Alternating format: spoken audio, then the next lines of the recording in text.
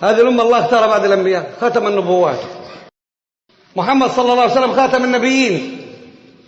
فالله اختار أمة خير أمة ما لا بديل، كما أن النبي في قومه لا بديل له، هذه الأمة لا بديل لها إذا قامت على ما قيمت عليه. لها المواعيد ولها النصرات ولها ما وعد الله، وإلا ما في بديل.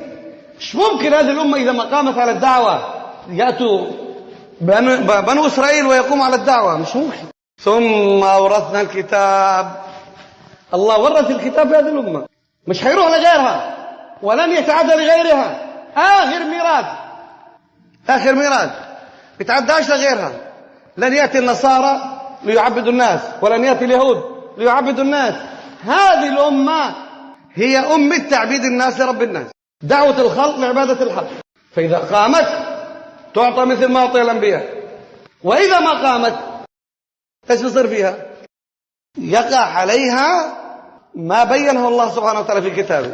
إذا الأمة بتنصر الدين، كيف الله نصر الأنبياء؟ كيف مكن الأنبياء؟ الله بيمكن لها.